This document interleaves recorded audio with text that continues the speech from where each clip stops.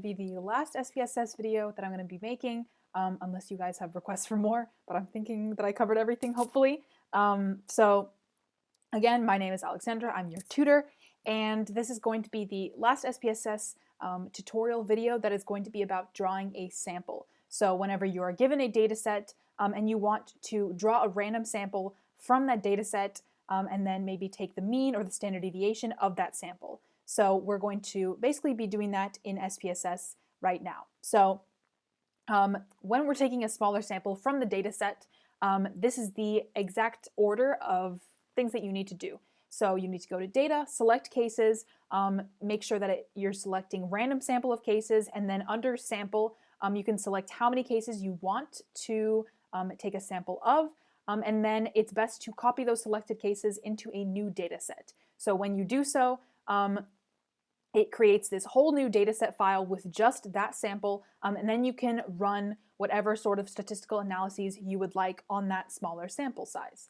So in this case, let's take a random sample of 50 participants from the pre-existing 200 in the workers save 200 data file. So we're still going to be using the workers save for this, and then we want to calculate the mean of that smaller sample. So let's go ahead and do the list of instructions in that order. So remember, we need to go to Data, and then you need to go basically all the way down here to select cases. And here, it doesn't matter, you don't need to click a variable, anything. So when you have select, you need to make sure that random sample of cases is checked. So you want a random sample, and then when you go to sample, you have an option to either pick approximately a certain percentage of all cases. So if you maybe were given like, oh, take 50% of this sample, maybe put here 50%, but in this case we want exactly 50 cases from the first 200. So if you had a sample of an original data set which had 300 cases and you wanted to take a sample of 100 people, you would have to type this in. So exactly 100 cases from the first 300. In this case, we only have 200 samples total, and we want to take exactly 50. So we would take exactly 50 from the first 200 cases. So this is how we would go about picking exactly 50 people, or randomly sampling exactly 50 people. So we click continue, and now you can see that it says 50 from the first 200 cases, and make sure that it says random sample of cases.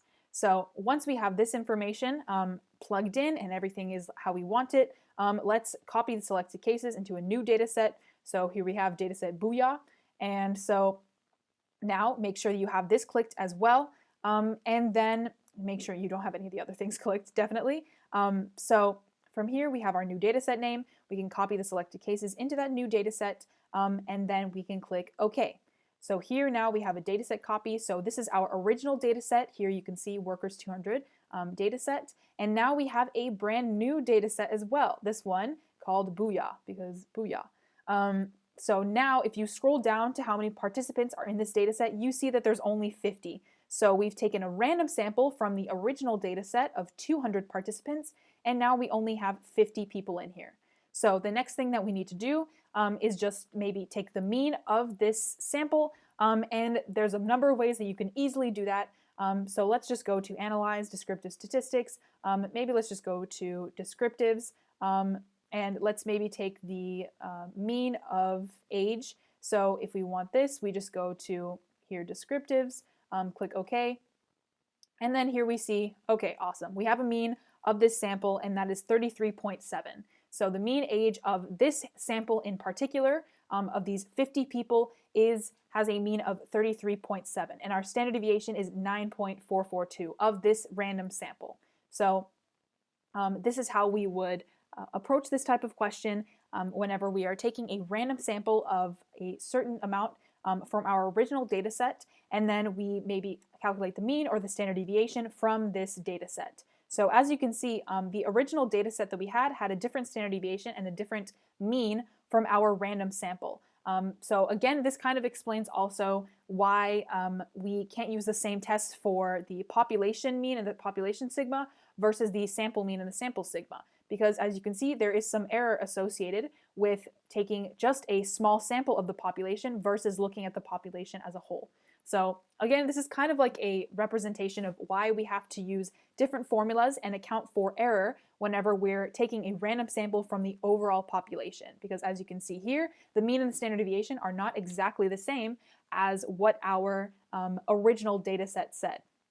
So that's just a little note on that. But in terms of just calculating or finding a random sample and taking that into a new data file, super easy, super simple, as long as you just stick to these instructions and you make sure that you select the correct number that you want as a sample, and then also make sure that you click random sample of cases. It has to be a random sample, or else obviously that is violating one of the assumptions that we need in order to maybe run some sort of test about like probabilities, or running some sort of t-test as well. So make sure you click random sample, and then obviously make sure you click the correct sample number.